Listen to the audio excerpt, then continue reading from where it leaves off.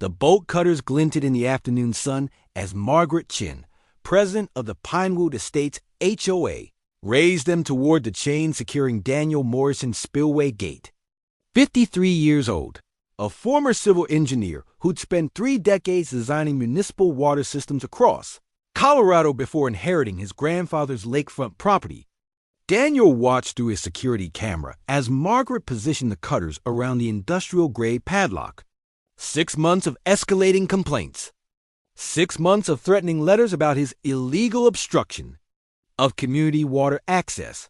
6 months of HOA board meetings where Margaret insisted the private lake on his deeded property was somehow community property because homes downstream relied on creek flow. What Margaret didn't know, what none of the HOA board members bothered to research, was that Daniel didn't just inherit a lake. He inherited riparian rights established in 1889, mineral rights to the entire watershed, and legal documentation proving that every single home in Pinewood Estates existed because his great-grandfather sold the land with explicit easement agreements that protected the Morrison family's water control forever. Margaret had ignored 3 certified letters from Daniel's attorney. She'd laughed off his warnings at community meetings. And now, standing on his private property with bolt cutters, she was about to learn exactly what happened when an HOA president with a law degree from a correspondence course went up against a licensed professional engineer who literally wrote the manual on water rights litigation for the state of Colorado. But today, everything was about to change. Where are you from? Tell us in the comments below. And if you're loving this story of justice served, hit that like button and subscribe for more incredible tales of karma and revenge. Trust me, you won't want to miss what happens next. Now, let's see exactly how this unfolded. This is a story in 3 parts. The violation that pushed a good person too far, the confrontation where power shifted completely, and the resolution where justice was finally served in the most satisfying way imaginable. The first part takes us through Daniel's inheritance of property his family had owned for generations, and the slow realization that his new HOA president viewed his private lake as her personal jurisdiction. We'll feel the exhausting toll of receiving violation notices for maintaining his own spillway, the frustration of watching his neighbors turn against him based on Margaret's lies about hoarding community resources, and the mounting legal pressure as the HOA threatened liens against property they had absolutely no claim to. Daniel tried every legitimate Channel County records clerks, water authority officials, even mediation services. But Margaret had convinced herself and half the neighborhood that Daniel's control over their water was tyrannical, and she'd built a coalition of homeowners who believed her version of reality. The breaking point came when Daniel discovered Margaret had filed fraudulent paperwork with the county claiming the lake was common property, forcing him to hire attorneys to defend rights that were never in question. He'd spent 40 years following every rule, trusting that documentation and law would protect him. Margaret's bolt cutters proved him wrong. The second part reveals the confrontation that changed everything. Daniel's engineering background meant he didn't just install security cameras. He installed water flow monitors, legal documentation stations, and a digital archive that timestamped every HOA violation notice against actual property records. When Margaret cut that chain, she didn't realize Daniel was 3 minutes away, returning from a meeting with the county water authority. She didn't know he'd invited that same water authority inspector to review his spillway maintenance that afternoon. And she certainly didn't anticipate that the homeowners she'd rallied to her cause were about to discover that their own property deeds contained clauses explicitly acknowledging Morrison family water rights, making every HOA action against Daniel a violation of their own purchase agreements. The moment Daniel stepped out of his truck with a county official beside him, Margaret's confident smirk began to crack. The third part delivers the resolution that reminds us why documentation matters and why assuming you know the law is different from actually knowing it. The consequences for Margaret went far beyond embarrassment. The spillway she cut open caused downstream flooding that she was personally liable for. The HOA faced legal action from homeowners who discovered Margaret had spent thousands in HOA funds pursuing baseless claims. And Daniel, who'd only wanted to maintain his family's property in peace, discovered that sometimes justice comes from simply standing your ground when you know you're absolutely, unquestionably, legally right. The aftermath rippled through Pinewood Estates in ways no one anticipated, changing how HOAs operate and reminding everyone that property rights existed long before homeowners associations did. Daniel Morrison had never planned to return to Pinewood. At 53, he built a successful career designing water management systems for cities across the western United States, calling Denver home for the past 25 years while working for the state's Department of Water Resources. His expertise was specifically in riparian rights, the complex legal framework governing who controls water, how it flows, and what rights exist when water crosses property lines. He testified as an expert witness in 17 water rights cases, written technical manuals for engineers navigating Colorado's Byzantine water laws, and earned respect as someone who understood that in the arid West, water wasn't just a resource, it was the resource that determined everything else. When his grandfather William passed away at 92, Daniel inherited the family's original homestead, 47 acres of pine forest, meadow, and a pristine 12-acre natural lake that sat like a sapphire jewel in a granite, bowl carved by glaciers 10,000 years ago. The property had been in his family since 1889, when his great-great-grandfather Thomas Morrison filed the original water claim and built the first spillway system to manage spring runoff. Daniel moved into the renovated cabin that same month, planning to spend his semi-retirement maintaining the land his ancestors had protected for 5 generations, fly fishing the lake his grandfather had taught him to love, and finally slowing down after decades of conference rooms and courtroom testimony. The lake sat at the top of Morrison Valley, a natural watershed that fed Morrison Creek, which wound 3 miles through forest before reaching the residential development that began appearing in the Burring, in the development that began appearing in the Vale. 1990s, Pinewood Estates consisted of 83 homes built on land Daniel's grandfather had sold to a developer in 1994, with explicit easement agreements that preserved Morrison family water rights while guaranteeing minimum creek flow to properties downstream. Daniel had reviewed those agreements when he inherited. They were ironclad, drafted by his grandfather's attorney with the kind of precision that came from understanding exactly what battles might emerge decades later. The spillway system Daniel maintained wasn't decorative. It was functional infrastructure that controlled lake levels during spring snowmelt, prevented flooding during heavy rains, and maintained consistent creek flow year-round. Daniel had upgraded the system after inheriting, installing modern gates, flow monitors, and yes, industrial chains with padlocks that prevented unauthorized tampering with equipment that, if mishandled, could flood homes downstream or drain the lake entirely. Everything Daniel did was documented, permitted through the county, and consistent with water management practices he'd implemented across Colorado for 30 years. Margaret Chien became HOA president of Pinewood Estates 7 months after Daniel moved in. 61 years old, a retired pharmaceutical sales representative with no background in water management, property law, or engineering, Margaret had strong opinions about how the community should operate, and an even stronger belief that her HOA presidency gave her authority over anything that affected Pinewood residents. The first violation notice arrived in Daniel's mailbox on a Tuesday in March, printed on official HOA letterhead with Margaret's signature at the bottom. Spillway gate obstruction, the notice declared.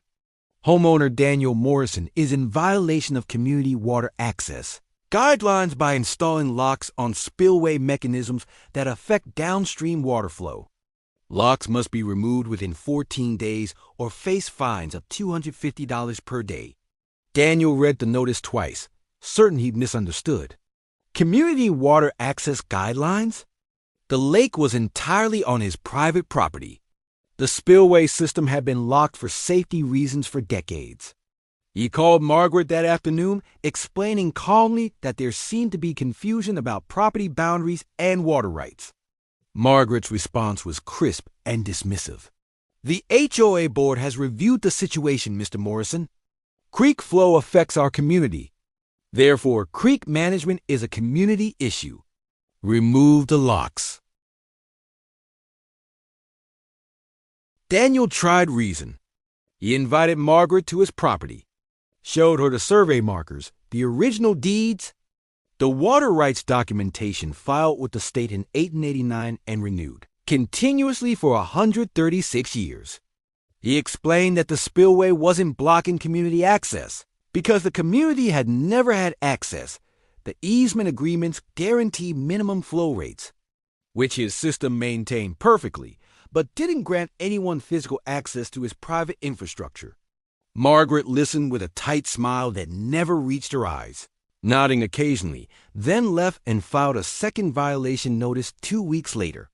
This one claimed Daniel was hoarding water resources by maintaining lake levels that reduce creek flow below historical norms. Daniel pulled his flow monitoring data. The spillway was releasing exactly the volume specified in the easement agreements, precisely matching seasonal patterns documented for 4 decades. He sent this data to Margaret with a polite letter explaining that feelings about water rights didn't override legal water rights. The third incident escalated from paperwork to community pressure. Margaret began attending neighborhood gatherings, speaking to homeowners about the situation at the lake. She framed Daniel as a newcomer, technically true, though he'd grown up visiting this property, who was trying to control resources that affected everyone. She claimed the locked spillway prevented children from safely accessing the creek for nature walks, conveniently ignoring that the spillway was a concrete and metal structure managing thousands of gallons per minute, not a playground. She suggested that if fire broke out in Pinewood Estates, limited creek flow would hamper firefighting efforts, despite Daniel's data proving flow rates exceeded fire department requirements. Slowly, subtly, Margaret poisoned community opinion. Neighbors who'd waved to Daniel started avoiding eye contact. Someone spray-painted "water thief" on his mailbox. A community Facebook group Daniel wasn't part of apparently featured regular posts about his selfish water management. He learned this when a sympathetic neighbor, Tom Bradshaw, forwarded him screenshots. "Just wanted you to know what she's saying," Tom wrote.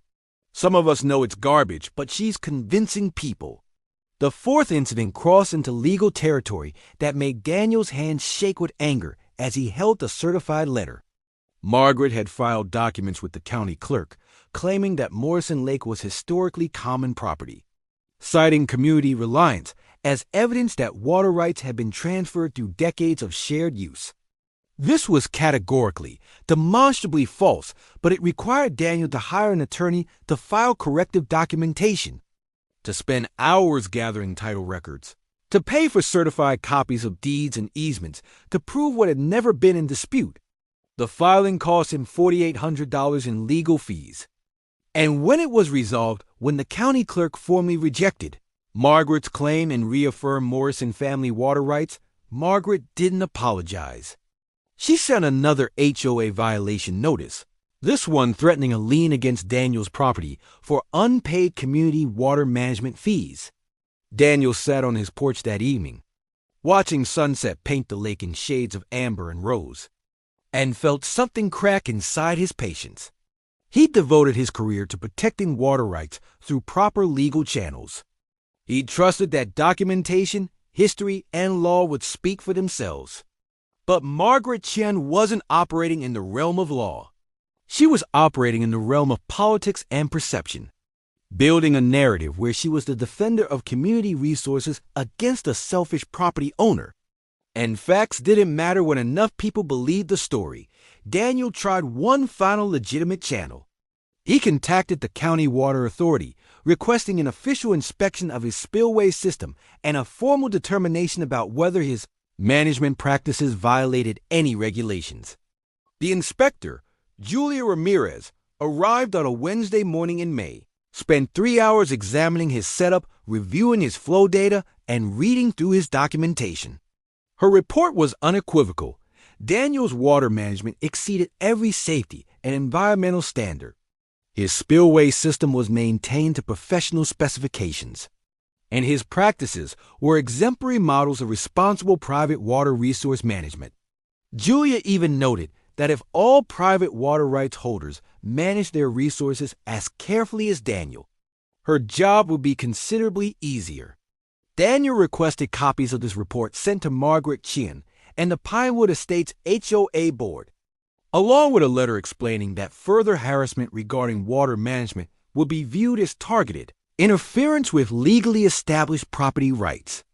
Margaret's response arrived 4 days later, another violation notice, this one claiming Daniel's failure to cooperate with community needs constituted a nuisance and demanding he appear before the HOA board to answer questions about his water management philosophy.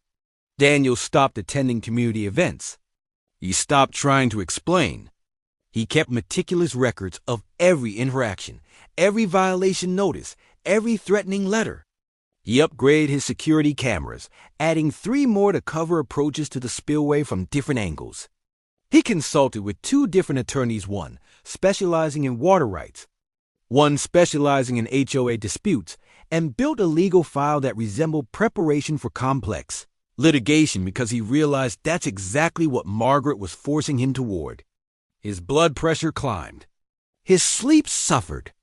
The property that was supposed to be his peaceful semi-retirement became a source of constant stress. And then, on a Thursday afternoon in late June, Daniel received a text from Tom Bradshaw. Heads up. Margaret's telling people at the community meeting tonight that she's going to take direct action to resolve the spillway situation. Thought you should know. Daniel felt ice water run through his veins. Direct action. He pulled up his security camera feeds, checked that all systems were recording, and made a single phone call to Julia Ramirez at the County Water Authority. I think we might have a situation developing, he told her. Would you be available tomorrow afternoon for that follow-up inspection we discussed? Julia's response was immediate. What time? If Margaret wanted to play games with his property, Daniel would show her what games really looked like played by someone who'd spent 40 years understanding exactly how water rights law worked, exactly what documentation mattered, and exactly how to prove that breaking chains on private infrastructure wasn't community activism. It was criminal mischief with potentially catastrophic consequences. Friday afternoon arrived with high mountain sunshine and temperatures in the low 70s. Perfect weather for the kind of stupid decision that ruins loves. Daniel left his property at 2:15 p.m., driving down to the county building for his meeting with Julia Ramirez and 2 other water authority officials. They'd agreed to review his entire spillway system documentation, provide formal certification of his management practices, and critically accompany him back to his property for an on-site verification that afternoon. Daniel had explained the situation with Margaret carefully, professionally, and Julia's expression had shifted from sympathy to concern to determination. If someone's threatening to tamper with permitted water infrastructure, she'd said, that's not an HOA issue. That's a public safety issue. We'll be there. Daniel pulled out of his driveway at 2:17 p.m., his security cameras capturing his truck disappearing down the forest road.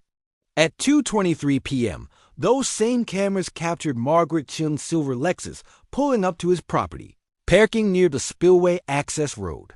She emerged wearing designer athleisure, wear and carrying professional-grade bolt cutters that probably cost $200. Daniel's phone pinged with motion alerts as he sat in the county building conference room, watching on his phone screen as Margaret approached his spillway gate. She wasn't alone. 4 other HOA board members accompanied her. Richard Foster, 68, a retired accountant. Patricia Donnelly, 55, a real estate agent. Kevin Jang, 43, an IT consultant. And Brenda Morrison, no relation to Daniel, despite sharing a last name 71, a former teacher. They stood in a semicircle around the spillway gate. clearly there as witnesses to Margaret's community action. Daniel watched Margaret examine the industrial padlock securing the chain that controlled the spillway's main gate, the mechanism that regulated water flow from the lake into Morrison Creek. He watched her position the bolt cutters, and he watched her cut through the chain with 2 powerful squeezes, the lock falling to the ground with a metallic clatter his cameras captured in crystal clear 4K resolution with time-stamp and audio. "There," Margaret said, her voice carrying clearly on the recording. "Now let's open this gate and restore proper flow to our community." Richard Foster looked uncomfortable. "Margaret, are you sure we should be?" She cut him off. "The HOA has every right to manage community resources. This spillway affects our property values and our water access. Daniel Morrison has been documented as non-compliant for 6 months. This is within our authority." She reached for the gate mechanism. Daniel's truck pulled into his driveway at 2:51 p.m., followed immediately by Julia Ramirez's official county vehicle. They'd been 17 minutes away when Daniel received the motion alert. He'd shown Julia the live feed in the parking lot, and her face had gone rigid with professional fury. "Don't confront them alone," she'd said. "I'm coming with you, and I'm calling this in." Now Daniel stepped out of his truck, wearing his usual flannel and jeans, looking every bit the casual rural landowner. Julia emerged in her official county uniform, complete with badge and identification. Margaret turned at the sound of vehicles, her hand still on the gate mechanism, the cut chain lying in the dirt at her feet. For one beautiful moment, Daniel watched her confidence falter as she processed who was standing there. "Margaret," Daniel said, his voice calm and almost friendly, "I'm glad you could make it. Julia Ramirez here is from the County Water Authority. Julia, this is Margaret Chin, president of the Pinewood Estates HOA. Margaret, you're standing on my private property with bolt cutters. Having just destroyed security equipment on permitted water management infrastructure." The color drained from Margaret's face, but she recovered quickly, drawing herself up to her full 5'4" height. "Daniel, the HOA board has determined that your obstruction of community water resources constitutes a violation of Julia's step forward, her badge catching sunlight. Ma'am, I'm going to need you to step away from that spillway gate right now. What you've just done constitutes tampering with permitted water management infrastructure, which is a violation of Colorado water management statutes." Margaret's eyes darted between Julia and Daniel, calculating. "This is private property belonging to the HOA community. We have every right to." Daniel pulled out his phone, pulled up a document, and began reading in the same tone he'd used in 17 courtrooms as an expert witness. Margaret Elizabeth Chen, age 61, residing at 247 Pinewood Drive, Pinewood Estates. HOA president for 7 months. Before that, pharmaceutical sales representative for 15 years. No engineering background, no legal training beyond a correspondence course paralegal certificate, and no water rights expertise whatsoever. He looked up from his phone, meeting her eyes. "You know what I do have, Margaret. I have the original 1889 water rights, filing for Morrison Lake and Morrison Creek, recorded with the territorial government before Colorado was even a state. I have the 1994 easement agreement signed when my grandfather sold land to Pinewood Estates developers. Agreements that explicitly preserve Morrison family control over spillway management, while guaranteeing minimum flow rates to downstream properties. I have continuous documentation of water rights renewal for 136 years. I have engineering certifications for every upgrade to the spillway system. I have flow monitoring data proving I exceed every easement obligation by 12% on average. And I have 3 attorneys who've been preparing litigation for the past 2 months because you filed false documents, made fraudulent claims, and harassed a private property owner about rights you don't have, never had, and never will have." He gestured to the cut chain. "I also have 4K video footage of you committing criminal mischief against my property approximately 23 minutes ago, complete with audio of you claiming authority you demonstrably do not possess. Margaret's mouth opened and closed. Richard Foster took a step back. Patricia Donnelly was staring at her phone, presumably looking up water rights statutes. Kevin Jan had gone very pale. Brenda Morrison looked like she wanted to disappear into the forest. Daniel continued, his voice never rising but carrying absolute certainty. You know what else I have? I have your property deed, Margaret. The one you signed when you purchased 247 Pinewood Drive. Let me read you something from page 7. Paragraph 3. Buyer acknowledges and accepts that properties within Pinewood Estates are downstream from Morrison Lake. That water flow via Morrison Creek is subject to riparian rights held by Morrison, family property owners since 1889. And that said, Morrison family rights include full authority over water management, infrastructure including but not limited to spillways, gates and flow control mechanisms. He looked up. You signed that, Margaret. You acknowledged Morrison family water rights as a condition of purchasing your property. So did Richard. So did Patricia. So did Kevin. So did Brenda. Every single person who bought property in Pinewood Estates signed that acknowledgement. The HOA doesn't have water rights here. You don't have access rights. You have an easement that guarantees you'll receive water which I've provided consistently and above obligation, but zero rights to my property, my infrastructure, or my management decisions. Julia had been documenting everything with her own phone. Now she stepped forward, addressing the HOA board directly. I need all your names and contact information.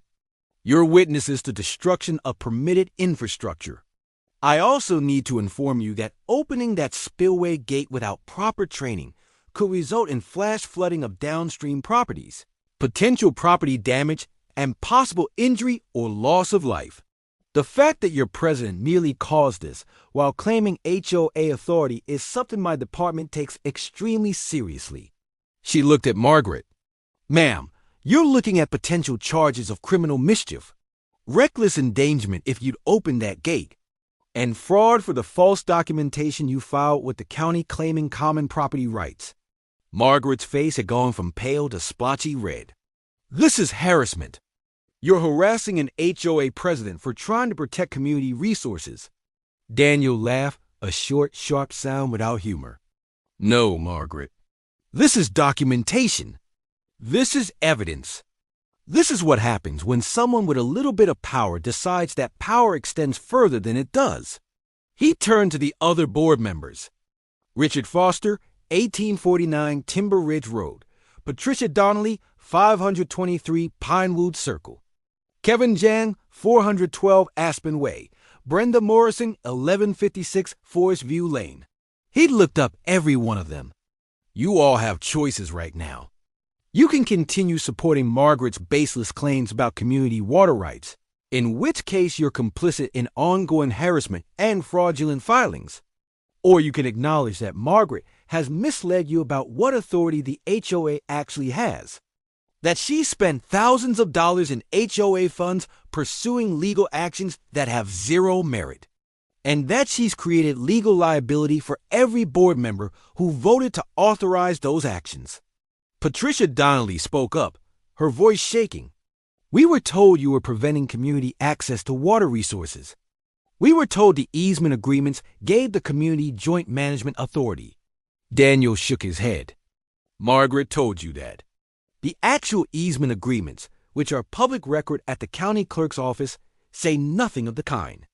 Did anyone on the board actually read them before voting to authorize violation notices against me? Silence, the kind of silence that spoke volumes. Julia gestured to the cut chain. This gate system controls approximately 8,000 gallons per minute of water flow during peak runoff. If someone unfamiliar with spillway management opens it incorrectly, you could flood homes downstream or drain the lake entirely within 48 hours. The fact that you came here with bolt cutters, Mr. Chun, tells me you had absolutely no understanding of what you were tampering with. Margaret's hands clenched. I want a lawyer. Daniel nodded slowly. That's probably the first smart thing you've said in 6 months, Margaret. You're going to need one. He looked at Julia. What happens now? Julia consulted her phone. I'm documenting the cut chain as evidence of infrastructure tampering. I'm requiring Mr. Morrison to secure this gate immediately with replacement equipment. I'm filing a formal incident report with the county attorney's office regarding false documentation filed by Mr. Chun, and I'm recommending that the HOA board conduct an immediate review of all actions authorized by Mr. Chun regarding this property. Because if other violations have occurred, there may be additional liability. She looked at Margaret. You need to leave this property immediately. All of you. This is private land. You're here without permission, and you've committed criminal mischief. If Mr. Morrison chooses to press charges, that's his right. Daniel pulled out a new chain and padlock from his truck. He bought replacements, knowing this might happen, and secured the gate properly. Margaret and her board members retreated to their vehicles. Margaret's face set in furious lines, the others looking shaken and uncertain. As Margaret's Lexus disappeared down the forest road, Julia turned to Daniel. I'm sorry you've had to deal with this. Water rights disputes get ugly, but this is something else entirely. Daniel nodded, feeling exhaustion and vindication in equal measure. She convinced herself that being HOA president gave her authority over everything that affects the community. She never bothered to check if that was actually true. Julia smiled grimly. People like that rarely do. They confuse volume with validity, authority with correctness. The good news is you've documented everything perfectly. The bad news is this probably isn't over. Daniel looked at his lake, at the spillway he maintained to professional standards, at the property his family had protected for 5 generations. No, he agreed. But now it's her problem, not mine. I did everything right. She did everything wrong. And there's documentation proving it. The Spillway incident became Pinewood Estates' legend within 72 hours. Daniel didn't spread the story he didn't need to. Richard Foster, apparently stricken with conscience, sent an email to the entire HOA membership explaining what had happened at Morrison Lake, including Margaret's false claims about community water rights, the cut chain, the county officials' intervention, and his own realization that the board had authorized actions based on Margaret's misleading information rather than actual legal research. The email went out Sunday morning. By Sunday afternoon, Daniel's phone was ringing with calls from homeowners he barely knew.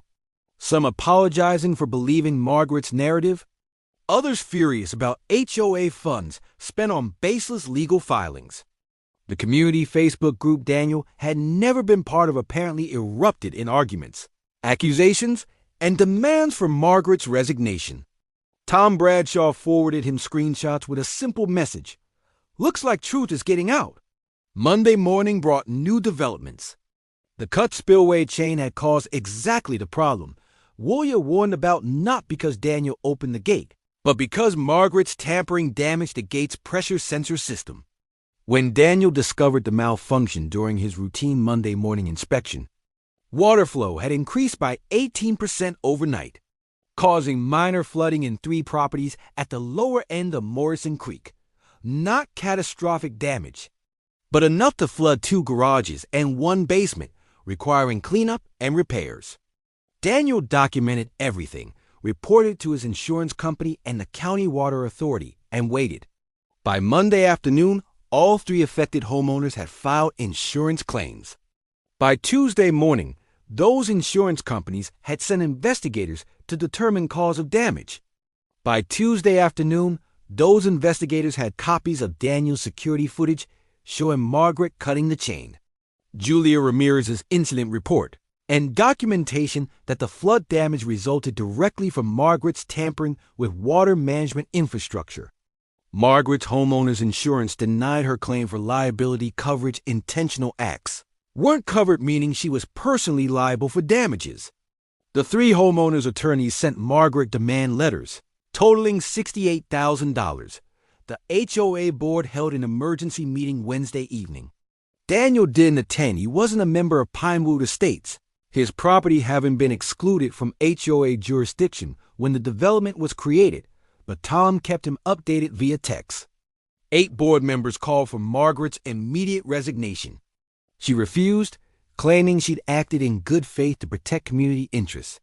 Richard Foster produced the easement agreements Daniel had mentioned, which he'd finally retrieved from county records, and read aloud the sections acknowledging Morrison family water rights.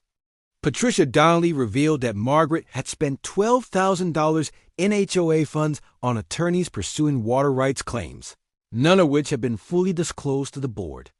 Kevin Jang showed records of violation notices Margaret had sent to Daniel, 17 in total over 6 months, none of which had been legally reviewed before mailing. Brenda Morrison, the former teacher, simply said, "I trusted you, Margaret. You told us we had legal standing. We had nothing." The vote was unanimous. Margaret Chun was removed as HOA president, effective immediately. She left the meeting threatening lawsuits against the board, the HOA, and Daniel. Those threats never materialized, because her attorney, once he reviewed the actual documentation, apparently told her in very clear terms that she had zero case for anything and significant exposure for multiple liability claims. The 3 flood-damaged homeowners settled with Margaret after her attorney negotiated payment plans.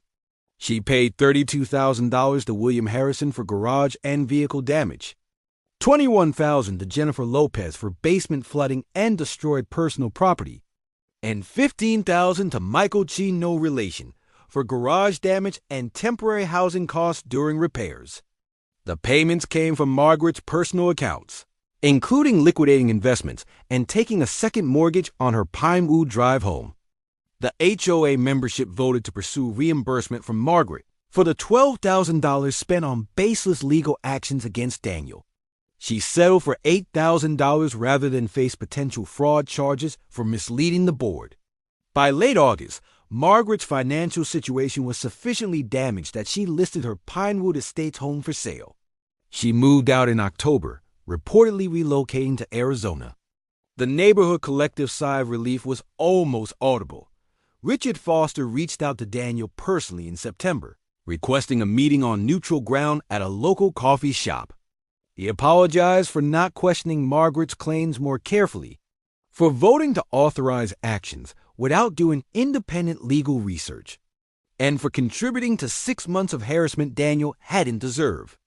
"I'm an accountant," Richard said, his voice heavy with regret.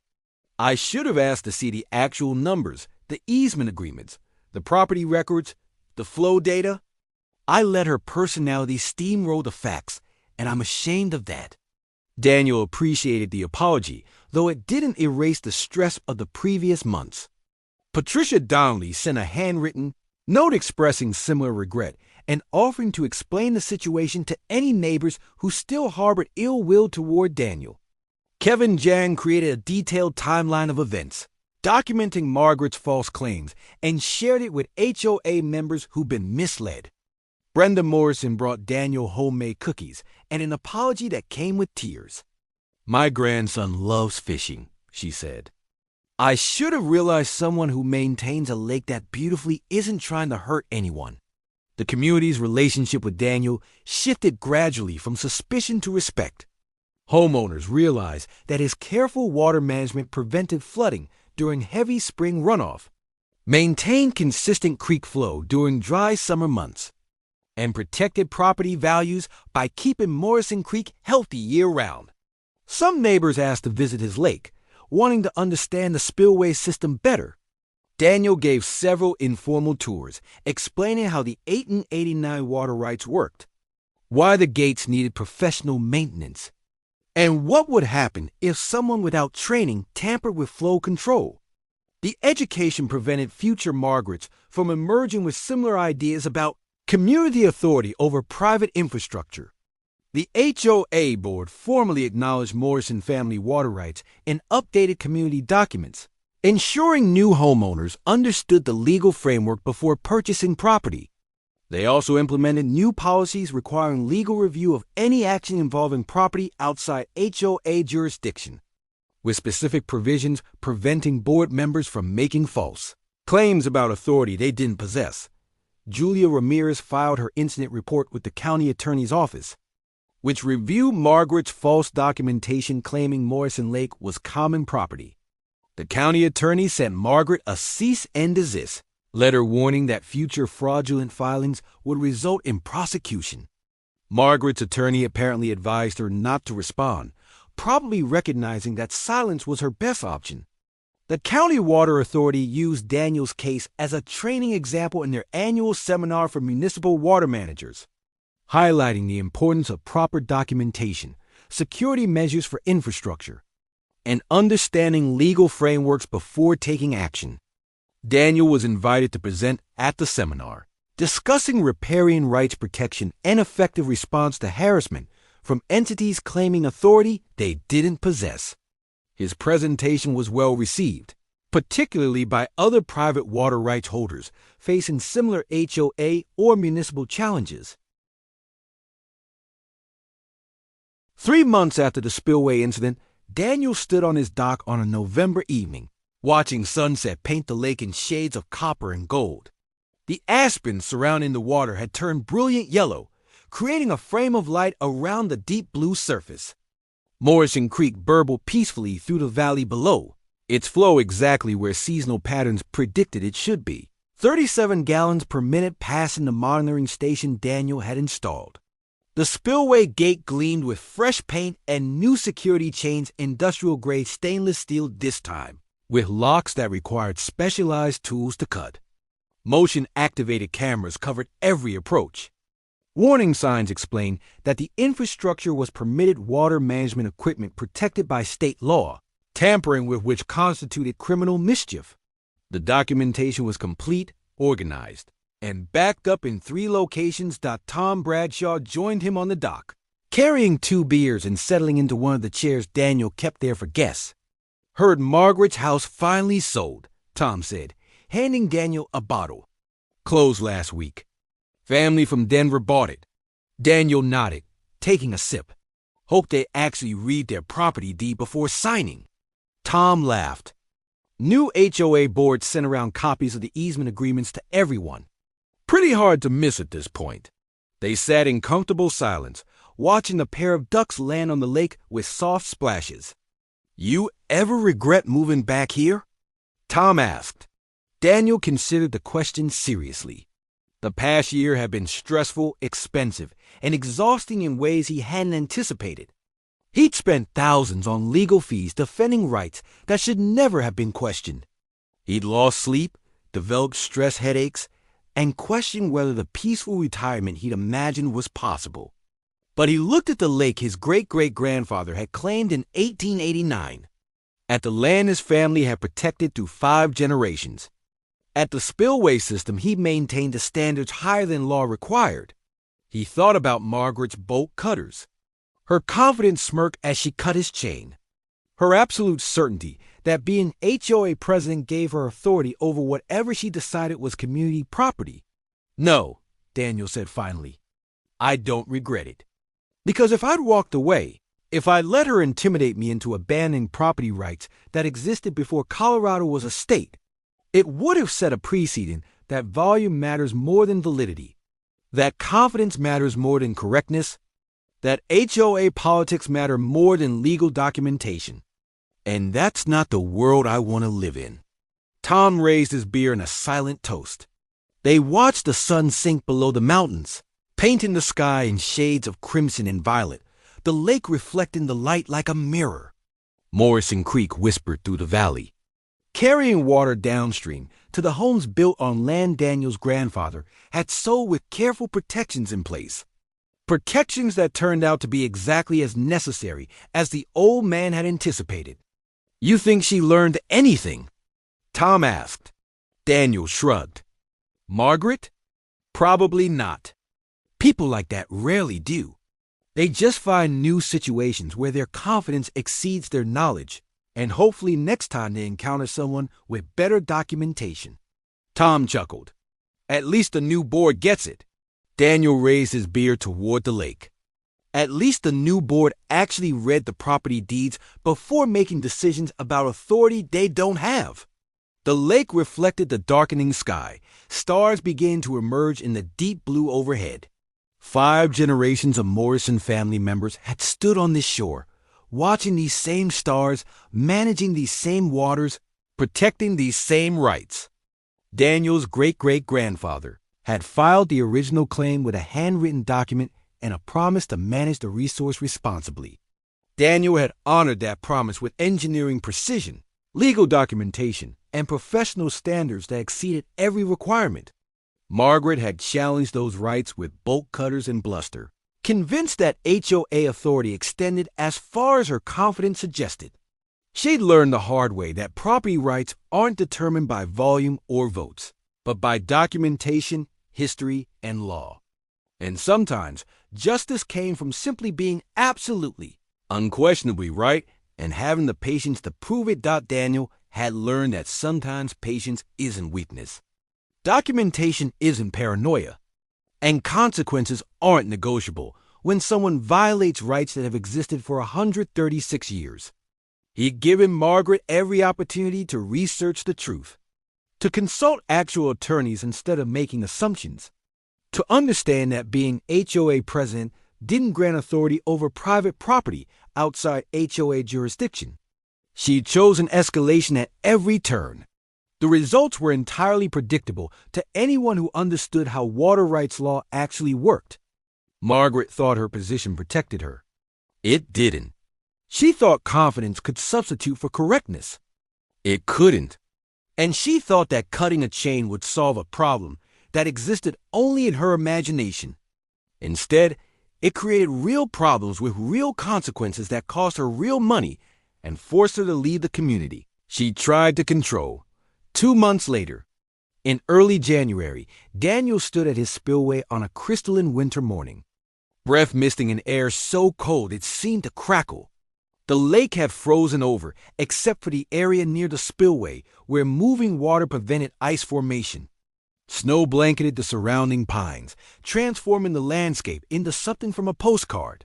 His flow monitoring system showed everything functioning perfectly 42 gallons per minute, moving through Morrison Creek, exactly matching historical winter patterns. The replacement security system he'd installed after Margaret's tampering included not just chains and locks, but also tamper-evident seals that would show any interference attempt, plus cellular-connected sensors that would alert him instantly if anyone touched the gate mechanism. Julia Ramirez had approved the enhanced security during her follow-up inspection, noting in her report that Daniel's response to infrastructure tampering was exemplary and should serve as a model for other private water rights holders. Tom had invited Daniel to the January HOA meeting not as a member, but as a guest speaker. The new board president, Richard Foster, who redeemed himself through honest acknowledgement of past mistakes, wanted Daniel to explain water rights to homeowners so everyone understood the legal framework. Daniel accepted, preparing a presentation that walked through the history of riparian rights in Colorado, the specific easement agreements affecting Pinewood Estates, and the actual obligations and limitations that govern Morrison Lake management. 47 homeowners attended, filling the community center meeting room. Daniel spoke for 30 minutes, answered questions for another 45, and left with handshakes, thank yous, and several invitations to neighborhood barbecues once weather warmed out. The most meaningful moment came from an unexpected source. A young couple who moved into Margaret's former house approached Daniel after the presentation. Sarah and Marcus Thompson, both in their early 30s, had researched Pinewood Estates thoroughly before purchasing. "We actually chose this neighborhood specifically because of how well the watershed is managed," Sarah explained. Marcus is an environmental scientist. He looked at Morrison Creek flow data going back 20 years and realized someone upstream was doing exceptional work maintaining consistent patterns. "When we found out that was you, and that the previous owner had been harassing you about it, we couldn't understand the logic." Marcus nodded enthusiastically. "Your spillway management is textbook perfect. Seasonal variation within normal parameters, flood prevention during runoff, drought mitigation in summer. That doesn't happen by accident. That requires expertise and dedication. They invited Daniel to dinner, beginning a friendship based on mutual respect for proper resource management. Spring arrived with dramatic snowmelt, the kind of high water season that tested every spillway system in the mountains. Daniel monitored his equipment constantly through March and April, adjusting gate positions to manage unprecedented runoff while preventing downstream flooding. His phone rang one evening in mid-April. Julia Ramirez, calling to thank him. "Your management through this runoff season prevented flooding in at least 6 Pinewood properties," she said. "Other watersheds in the county aren't faring as well. You're making my job easier by doing yours so well." Daniel felt satisfaction that had nothing to do with Margaret or revenge. This was the satisfaction of professional competence, of maintaining family legacy, of protecting resources that would exist long after he was gone. The garden Daniel planted that spring, in a sunny meadow overlooking the lake, included native wildflowers his grandmother had cultivated decades ago. He'd found seeds stored in his grandfather's workshop, carefully labeled in shaky handwriting: Blue Columbine, 1998, Indian Paintbrush, 2001, Alpine Forget-Me-Not, 2003. Daniel planted them all, creating a memorial garden that connected present to past. On summer evenings, he'd sit there with a book, watching hummingbirds visit the columbines, listening to the creek's constant whisper, feeling the peace his grandfather had known. The stress of Margaret's harassment had faded into memory, replaced by the reality of what he protected. Not just water rights or property boundaries, but a legacy of responsible stewardship that had sustained this land and everyone. Downstream for 5 generations. Tom stopped by one August afternoon with fishing gear and sandwiches. They spent 3 hours on the lake, catching and releasing rainbow trout, talking about everything except HOA drama. As they packed up equipment at sunset, Tom said, "You know what I respect most about how you handled Margaret? You never got mean. You never stooped to her level. You just stood your ground with better documentation." Daniel secured his tackle box, considering. Getting mean would have given her ammunition. She wanted to paint me as unreasonable, as someone hoarding resources out of spite. The only way to counter that narrative was to be more reasonable, more documented, more professional than she could ever claim to be. Facts don't care about volume. Law doesn't care about confidence. And justice doesn't care about HOA politics. Tom grinned. "Bet she wishes she'd figured that out before cutting your chain." Daniel smiled. "I bet she wishes a lot of things. But wishing doesn't change what actually happened." Daniel Morrison had learned that sometimes justice doesn't come from a courtroom or a badge, though both can help. Sometimes it comes from refusing to be intimidated when you know you're right, from documenting everything meticulously even when it seems excessive, and from understanding that patience isn't weakness when backed by ironclad legal standing. He'd learned that expertise matters, that history matters, that doing things the right way, even when it's harder, creates foundations that can't be shaken by bolt cutters or bluster. And as Daniel sat on his dock that evening, watching stars emerge over the lake his ancestors had protected since before Colorado was a state, he felt something deeper than vindication. He felt continuity, connection, the satisfaction of knowing he'd honored the Morrison family's 136-year commitment to responsible water management, and that the lake would still be here, still be protected, still be managed with professional care, long after both he and Margaret Chien had become footnotes in Pinewood Estate's history. Because property rights, when properly documented and righteously defended, outlast anyone who tries to challenge them without cause. Across the country in Asheville, North Carolina, 64-year-old retired Marine Corps logistics officer Charlotte Hayes was reviewing her monthly expenses when she noticed an unusual charge on her HOA statement. Tree maintenance assessment, $847. Charlotte lived in Ridgemont Heights, a community of 72 homes built around preserved woodland. Her property featured a magnificent 200-year-old oak tree that she specifically purchased a house to be near, a tree protected by city heritage preservation ordinances that made it legally untouchable. Charlotte called the HOA office to inquire about the charge. The new HOA president, Derek Walsh, a 38-year-old investment banker who moved in 6 months ago, explained with barely concealed impatience that he'd authorized removal of overgrown trees blocking solar panel installation on community properties. When Charlotte pointed out that her oak was protected by city ordinance, Derek laughed. HOA authority supersedes city ordinances within our jurisdiction. The tree's coming down next week.